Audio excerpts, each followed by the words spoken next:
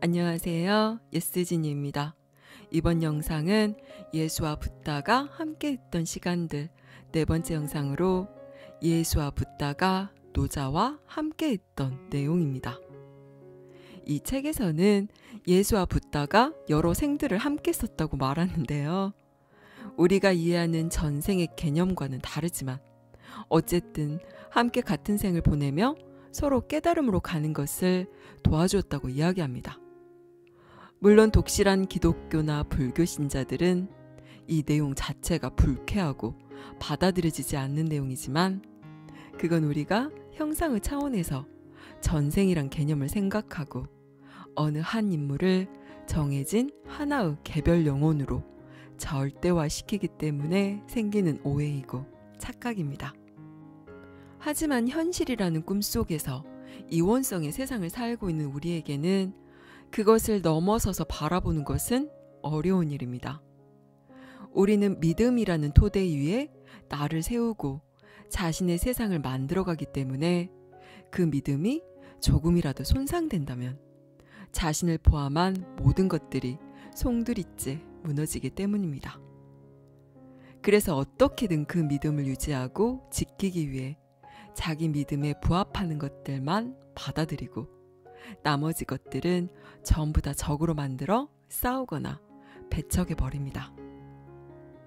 하지만 그렇게 자신의 생각과 믿음에 갇혀버리면 우리는 거기서 단 한 발짝도 밖으로 나올 수가 없습니다. 자신이 만들어낸 좁디 좁은 세상 속에 갇혀서 평생을 그 안에서 빙빙 돌며 그게 전부인 줄 알고 살게 됩니다. 하지만 궁금하지 않나요? 내 생각과 관념을 넘어선 세계는 어떤 모습인지, 진짜 나는 무엇인지, 진실은 무엇인지 알고 싶지 않나요? 그러기 위해서는 좀 더 유연하고 포용적인 마음과 사고가 필요합니다. 내 생각과 다른 것에 대해서도 귀를 기울여 줄 줄 아는 여유와 내 믿음과 어긋나는 것에 대해서도 그대로 인정해 줄 수 있는 포용력이 필요한 것이지요. 자, 그럼 이 책이 전해주는 예수와 붓다 그리고 노자의 이야기를 들어보겠습니다. 퍼사. 노자는 비이혼론을 이해했음에도 불구하고 금욕주의자였고 또 제자들도 금욕 수행을 할 것을 요구했다는 점에서 독특합니다. 그런데 그 결과로 노자의 제자들이 실제로 경험한 것은 비이혼론이 아니라 반이혼론이었어요. 자신이 세상의 쾌락을 부인해야 한다고 믿고 있다면 자신의 저항으로 인해 도리어 그것을 실제화하는 것이기 때문이죠. 게리. 무언가를 포기해야 한다고 생각하는 것은 갈망하는 것만큼이나 그것을 실제화하는 일이죠. 퍼사. 바로 그거죠. 그런데 욕망이 고통을 낳는다고 처음 가르친 것은 바로 노자였어요. 그리고 노자는 제자들이 세상을 포기하는 것이 욕망을 포기하는데도 도움이 될 거라고 생각했죠. 노자는 세상 일에 참여하는 것을 반대하는 내용의 발언을 많이 했답니다. 예컨대 현자는 아무것도 하지 않기에 아무것도 망치지 않는다 는 말처럼 말이죠. 게리. 마침내 게으름을 피울 명분이 생겼군요. 퍼사. 글쎄요. 그로부터 200년 뒤에 노자와 베단타의 영향을 받은 붓다도 처음에는 똑같이 믿었어요. 그런데 그 믿음대로 살다 보니 중요한 사실 하나를 깨닫게 되었죠. 욕망을 포기하는 방식으로 고통에서 벗어나기를 원한다고는 하지만 삶을 극단으로 몰고 가는 것이 도리어 명료한 사고를 종종 방해한다는 점을요. 게다가 아무리 극단으로 치달아도 만족할 수도 없었고요. 결국 붓다는 중도를 설파하기에 이릅니다. 붓다는 그의 추종자들과 수년간 지켜온 금욕주의를 포기하면서 이렇게 말합니다. 세상이 실제가 아니라면 포기해야 할 필요도 없고 세상을 재밌게 바꿔보겠다고 온갖 쾌락을 쫓아다니면서 흥청망청할 필요도 없다고요. 간단히 말해서 평범하게 살라는 겁니다. 평범한 환경이 자신이 목격하고 있는 환영에 실제적으로 진실을 적용하기 가장 쉬운 상태예요. 평범한 환경에 놓일 때 당신은 좀 더 명료하게 사고할 수 있고 가르침을 적용하기에도 적합하죠. 방금 제가 평범한 환경이라고 말했지 쉬운 환경이라고 말하지 않았다는 점에 주목하세요. 산호라면 정말 힘든 상황들이 닥치기도 하죠. 사랑하는 사람이 죽는 것처럼 말이죠. 하지만 그럴 때조차도 평범해지세요. 슬픔에 잠길 시간이 필요하거든 슬퍼하라는 겁니다. 배가 고프면 먹어야죠. 아프거든 약을 먹거나 자신에게 잘 맞는 방법이라면 무엇이든 쓰세요. 마음의 수준과 꿈의 수준을 잘 구분하세요. 둘은 별개의 것입니다. 당신은 꿈의 세상을 바꿀 필요가 없어요. 그 세상을 바라보는 방식만 바꾸면 되죠. 이것이 원인의 자리에 설 때와 결과의 자리에 설 때의 차이예요. 당신이 할 일은 원인을 다루는 것입니다. 그러면 결과는 알아서 따라와요. 아턴. 노자가 가르침을 전하는 데 있어서 항상 완벽했던 것은 아니었지만 그래도 본인은 가르침을 완벽히 숙달한 상태였습니다. 그래서 에고의 속임수도 잘 간파했죠. 예를 들어 우리는 태어나면서 모든 것을 처음 접하는 양 신기하게 보고 또 그것을 기정사실로 받아들이죠. 망각의 베일은 너무나도 두터워서 모든 것을 새롭게 만들어버리고 그중 어떤 것들은 당신의 관심을 끌어 홀딱 반하게 만들기도 합니다. 하지만 이것은 무언가를 중요한 듯 보이게 만들어 당신을 끌어들이려는 에고의 속임수입니다. 하지만 수업 뒷부분에 나와 있듯이 각본은 이미 쓰여 있습니다. 물론 당시에는 이 점을 모르지만요. 당신은 그저 그것을 사실로 여기면서 놀라워할 뿐입니다. 게리. 네, 그 말을 들으니 3살 때 일이 기억나네요. 사촌 집에 놀러 갔는데 창문 너머 선반에 팔랑대는 파란 풍선이 놓여있는 거예요. 그 풍선이 너무나 갖고 싶어서 달라고 계속 애걸복걸했어요. 아턴. 그토록 단순한 것을 그토록 소중히 여긴다는 것이 놀랍지 않나요? 그런데 그거 알아요? 앞으로도 계속 그럴 겁니다. 단순한 취미생활조차 매우 중대한 의미가 있는 것처럼 보이죠. 그냥 좀 더 복잡해질 뿐입니다. 게리. 맞아요. 그러고 보니 7살 때 일도 기억나네요. 뉴 햄프셔주에 살고 있을 때였는데 아버지를 따라 친형제 폴과 함께 보스턴 레드삭스 홈 경기장인 페네이 파크를 처음 갔었거든요. 여러 해 동안 흑백 TV로만 보던 구장을 실제로 보니 벌어진 입이 다물어지지 않을 정도로 감동적이더라고요. 활주로를 걷다 마주친 페네이 파크는 새파란 잔디며 푸른색 벽이며 모든 게 오색 찬란해서 내 눈을 사로잡더라고요. 몇 년 동안 100번은 갔을 거예요. 거의 중독 수준이었죠. 보스턴에 살았으면 훨씬 더 많이 갔을 거예요. 아턴. 평생 이어지는 유혹들은 이미 각본에 쓰여 있는 것들이에요. 게리. 인생길에 우연이란 없어요.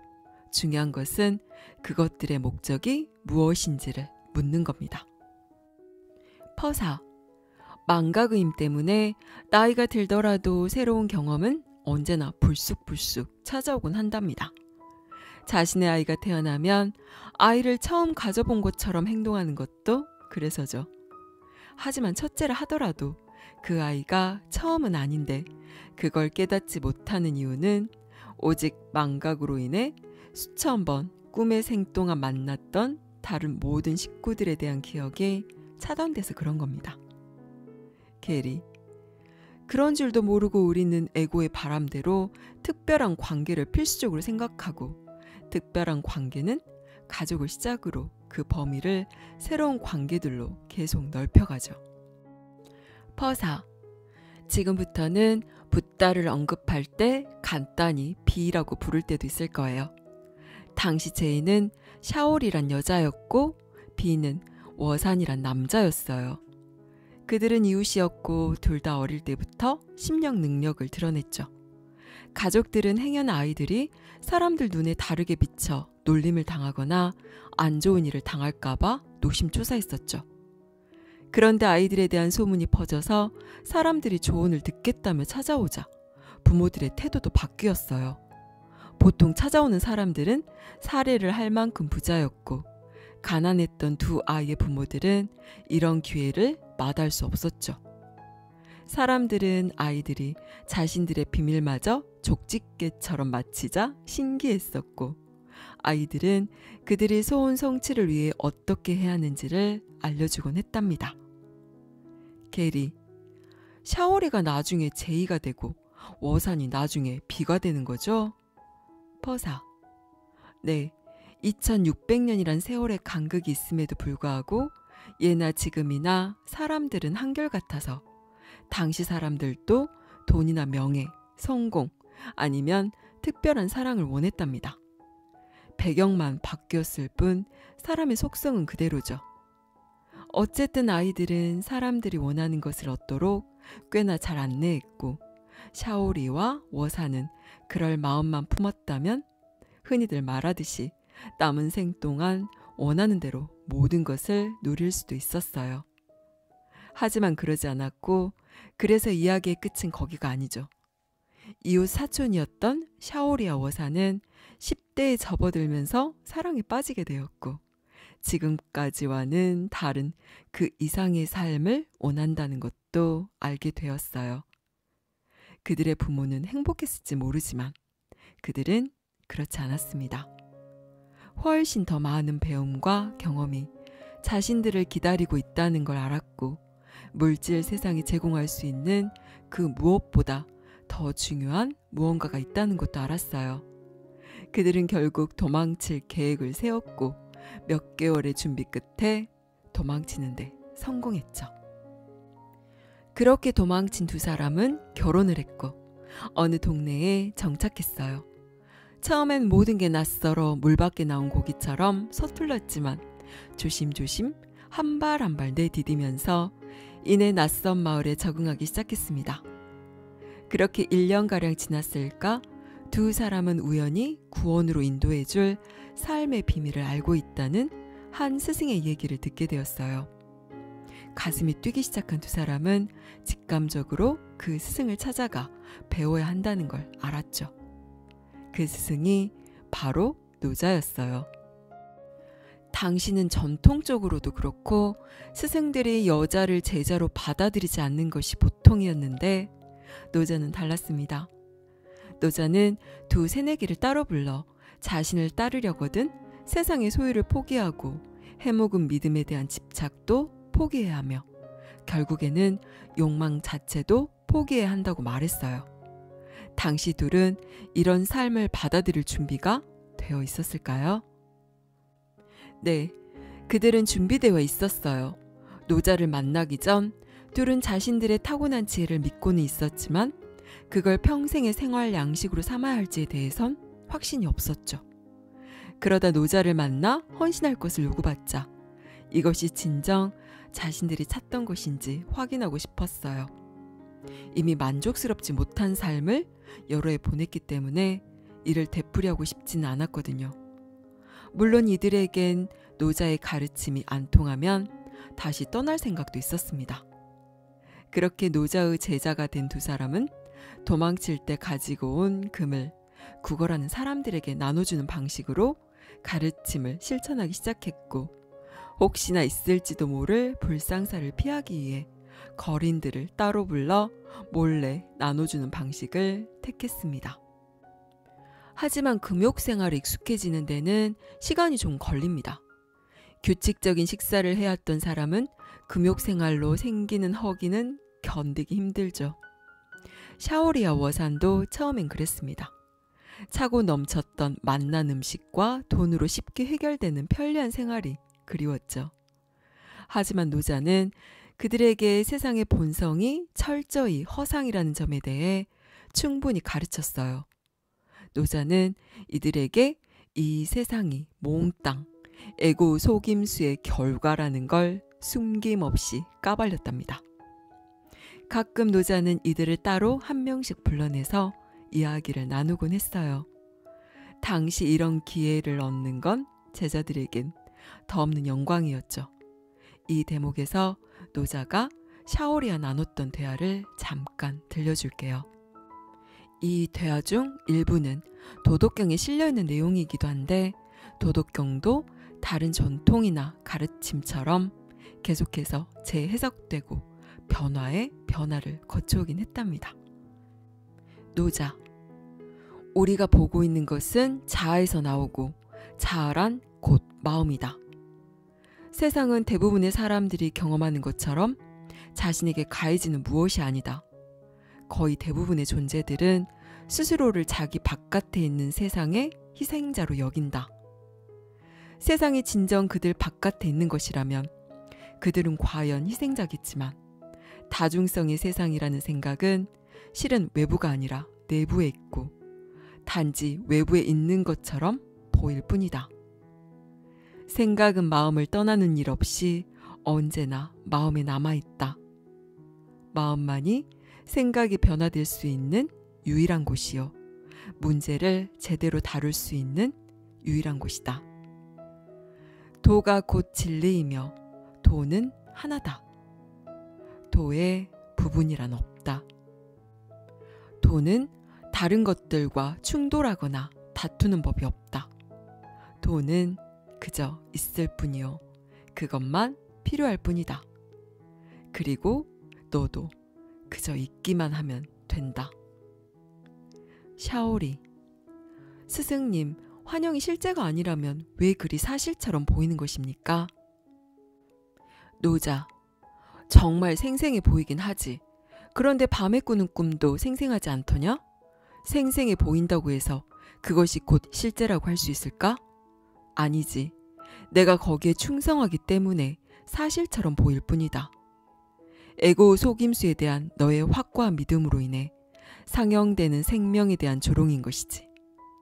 하나에게로 돌아올 때가 모든 이에게 오기 마련이지만 하나를 인지할 상태를 몸소 획득하기 전까지는 하나에 머무를 수 없다. 도는 비어 있으면서도 모든 것을 담고 있다. 말로는 이를 묘사할 수 없다. 도를 찾으려거든 밖이 아니라 안을 봐야 한다. 해답은 아무런 욕구가 없는 자들을 기다리고 있다. 샤오리, 하지만 스승님, 어떻게 해야 아무런 욕구가 없을 수 있죠? 노자, 하지만이란 단서를 달지 마라.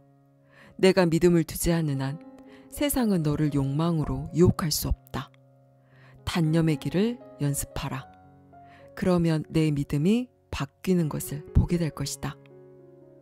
샤오리, 이 모든 것이 마음 안에 있다면 마음만 바꾸면 될 것을 왜 행동까지 바꾸라고 하시는 것입니까? 노자, 총명한지고 훌륭한 질문이다. 하지만 지나친 영리함은 경계해야지. 너는 마음을 단번에 바꿀 수 있겠느냐? 훈련되어 있지 않다면 그럴 수 없다. 그리고 행위의 훈련을 겸할 때 마음의 훈련도 쉬워지는 법이다. 세상 속 행동은 습관을 통해 기틀이 잡히지 않더냐. 정신 또한 그러하다. 너는 바른 습관들을 형성해야만 한다.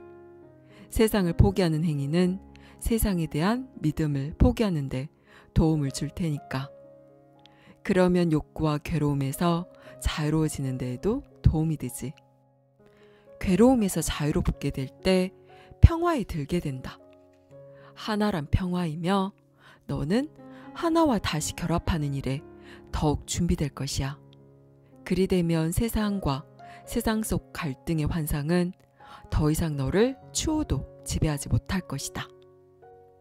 아턴, 방금 대화에서 노자의 논리를 볼 수 있는데, 노자는 제자들이 세상에서 자유로워지기 위해서는 그것들을 포기해야 하는 앞선 단계를 밟아야 한다고 말하고 있죠. 그런데 앞에서도 말했지만 무언가를 포기해야 한다고 여기는 것이 도리어 그것을 마음속에 실제화하고 그에 대한 믿음을 끊는 것을 방해하게 됩니다. 게리. 그래서 결국 붓다가 중도를 설파하게 되는 거죠. 세상에 너무 빠지지도 말고 세상과 등지지도 말라고요. 아턴. 정확해요. 게다가 세상을 완전히 포기하기가 쉽지 않다는 건 당신도 잘 알고 있잖아요. 게리. 그럼요. 그래도 세상을 완전히 포기하는 것이 더 싸게 먹히죠. 아턴. 어쨌든 결국의 노자의 목표는 세상에 대한 심리적인 애착을 놓게 하는 것이었습니다. 노자에게 있어서 세상을 물리적으로 포기하는 것은 그 너머로 가기 위한 디딤돌이었을 뿐이에요. 그러니 노자의 공로를 제대로 인정해야 합니다. 노자는 도교 이후로 등장한 모든 것에 지대한 영향을 미쳤어요. 워산일 때부터 시작해서 붓다, 불교, 플라톤 사상, 제2 영지주의뿐 아니라 심지어는 그리스도교에도 어느 정도 영향을 미쳤어요. 그리스도교가 로마식 광대놀이로 바뀌기 전까지는 말이죠. 노자는 비이혼론을 이해했고 가르쳤습니다. 가르침을 받은 모든 이들이 그것을 이해한 것은 아니었지만요. 퍼사. 노자가 윤리를 강조했고 도덕경에서 실려있는 노자의 일부 말 중에도 윤리를 강조한 내용이 있는데, 그 목적은 윤리 자체를 강조하기 위함이 아니라 애고를 길들이기 위함이었음을 이해해야 해요. 이 목적의 관점에서 겸손은 노자에게 참된 윤리의 주춧돌이었습니다. 이와 관련해서 노자와 워산이 나눈 대화를 좀 들려줄게요. 노자. 어린아이 앞에서도 고개 숙일 줄 아는 겸손을 지녀야 한다. 존경받기를 단념해라. 너에게 존경은 필요하지 않다. 그 무엇도 너에게 필요하다고 생각하지 마라. 무언가를 필요로 한다는 것은 그것의 노예가 되는 길이다. 아무것도 필요하지 않다는 것은 풍요롭다는 것이니 이미 너는 너에게 필요한 모든 것을 가졌기 때문이다. 워산. 그러면 어떻게 해야 제가 뭘 해야 할지를 알 수 있겠습니까? 노자. 너는 아무것도 할 필요가 없다. 돈은 비어 있습니다. 환영의 삶을 사는 동안 비어 있다는 것은 문제를 갖지 않는다는 것이다. 환영은 무의미하다. 그럴진데 무의미한 무엇에 대해 왜 문제를 만들려고 하느냐? 워산. 그렇다면 거기서 해방되겠다고 애쓸 필요도 없는 것 아닙니까? 노자. 맞는 말이다. 퍼사. 노자의 제자라면 명상도 일과 중 빼놓을 수 없는 훈련이었어요. 이 일의 핵심은 마음의 절대 고요 상태를 획득하는 것이었죠. 결국에는 그 어떤 방해되는 생각도 끼어들지 않는 상태에 다다라 마음의 평화를 유지하는 것이었죠. 게리. 내가 이해하기로는 명상만으로는 깨달을 수 없는 것 같은데 맞나요? 아턴. 맞아요. 하지만 너무 앞서가지는 않도록 하죠. 마음을 고요히 하는 것은 분명 도움이 됩니다. 마음을 준비시켜 훈련을 받을 수 있게 하거든요. 하지만 가장 중요한 훈련은 사고체계를 통해서 이루어집니다. 노자의 사고체계가 좋은 사고체계이기는 하지만 대부분의 사고체계와 마찬가지로 본향 집으로 돌아가는 모든 단계를 다루지는 않습니다. 사고체계를 갖춰야 할 중요성에 대해서는 나중에 좀 더 자세히 살펴볼게요. 하루는 워산이 언덕에서 명상을 하고 있었어요. 당시 명상 중에 워산은 자기 몸에 대한 인식이 사라지기 시작했어요. 동시에 몸도 사라지기 시작했고요. 그가 다른 사람 눈엔 보이지 않게 된 거죠. 그의 의식은 확장되기 시작했고, 그러자 더 이상 자신이 전에 차지하던 공간에 제한되지 않았어요. 오사는 여전히 세상을 볼 수는 있었지만 세상이 자기보다 더 큰 무엇으로 보이지는 않았어요. 세상이 그에게 오는 것이 아니라 그에게서 나오는 것이었습니다. 그는 더 이상 몸이 아니라 마음이었고, 몸의 눈이 아니라 마음으로 보고 있었어요. 아무런 무게도 느낄 수 없었고, 이 경험은 황홀했습니다. 의식이 계속 확장되면서 그는 도리어 이 상태가 자신의 본 모습에 가깝다는 것을 알았어요. 그가 스스로를 그토록 왜소하다고 느꼈던 이유는 몸이 곧 자신이라고 믿었기 때문인데, 이제 그는 그 믿음을 고수할 수 없다는 것을 알았죠. 이 경험 말고도 워사는 또 다른 절정을 경험했고, 샤오리도 절정 경험을 했답니다. 이번엔 샤오리가 경험한 절정 경험인데, 둘이 야외 취침을 할 때 겪었던 일이에요. 야외에서 자고 있다 얼핏 잠에서 깬 샤오리는 밤하늘을 올려다보고 달과 별들과 어둠 속에서 들리는 모든 소리를 끌어안기 시작했어요. 그러면서 샤오리는 우주 안에 있는 그 무엇과도 떨어져 있다고 느끼지 않았죠. 자신이 곧 우주인 것처럼 느껴졌고, 샤오리는 모든 곳에 있었어요. 시간과 공간의 제약을 뛰어넘어 존재하는 모든 것과 합의를 이루었죠. 홀로 고정된 것은 아무것도 없었고, 모든 것은 서로에게 녹아들어 있었어요. 물론 그 경험은 어느 정도 시간이 흐른 후에 사그라졌지만, 절정을 경험한 샤오리는 우주를 다시는 예전처럼 생각할 수 없었답니다. 하지만 이런 종류의 경험은 비단 두 사람뿐 아니라 구도자라면 누구나 어느 생에서 어느 때든 겪기 마련이에요. 물론 지금 그 길을 걷고 있는데 경험하지 못할 수도 있어요. 그건 이미 다른 생에서 그런 경험들을 했고, 이번 생에서는 이미 해본 경험을 되풀이할 필요 없이 훈련에 좀 더 초점을 맞추기로 되어 있는 것일 수도 있어요. 그래서 다른 이의 경험과 자신의 경험을 비교하지 말라는 겁니다. 여정의 그 어떤 단계에도 우연이란 없어요. 여정 중 당신이 겪는 듯 보이는 것이든 겪지 않는 듯 보이는 것이든 그 어디에도 우연이란 결코 없습니다. 여기까지 예수와 붓다가 함께했던 시간들이었습니다.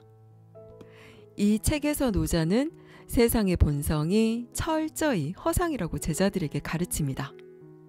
우리가 보고 느끼는 이 세상은 자기 마음의 투영이고 실제가 아닌 환영일 뿐이므로 세상에서 무언가를 구하거나 욕망할 게 없다고 말합니다.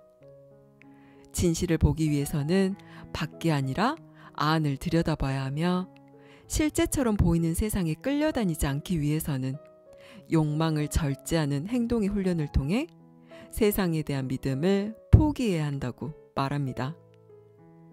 노자는 금욕 생활과 절제를 통해 세상에 대한 심리적인 애착을 놓게 하는 게 목표였으며, 세상을 물리적으로 포기하는 것은 그 너머로 가기 위한 디딤돌이었습니다.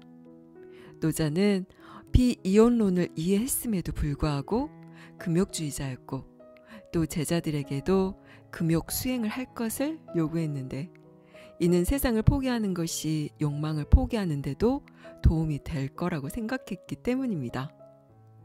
나중에 노자와 베단타의 영향을 받은 붓다도 극단적인 금욕주의로 수행을 했지만, 삶을 극단으로 몰고 가는 것이 오히려 명료한 사고를 방해하고 아무리 극단으로 치달아도 만족할 수 없음을 깨닫고 중도를 설파하게 됩니다. 무언가를 억압하고 제한하는 것은 그것을 갈망하는 것만큼이나 그것을 실제화하는 일이기 때문입니다. 붓다는 금욕주의를 포기하면서 이렇게 말합니다. 세상이 실제가 아니라면 포기해야 할 필요도 없고 세상을 재밌게 바꿔보겠다고 온갖 쾌락을 쫓아다니며 흥청망청할 필요도 없다고요. 붓다는 평범하게 살라고 말합니다.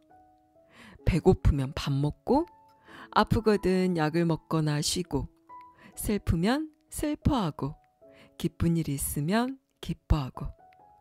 이렇게 평범하게 살면서 그 모든 것들이 실제가 아님을 동시에 자각하는 것이죠. 우리가 영화관에서 영화를 보면서 주인공에 동화되어 같이 슬퍼하고 기뻐하면서도 그것이 사실이 아님을 인지하는 것과 같습니다. 그래서 영화 속에서 그 어떤 일이 일어나더라도 진짜 나에게는 아무런 해가 없음을 알고 깊은 마음의 평정을 유지할 수가 있는 것입니다. 어려운 것 같나요? 세상을 바라보는 방식만 바꾸면 됩니다. 자기 안의 생각, 감정과 동화되어 끌려가는 대신에 살짝만 공간을 두고 바라보세요.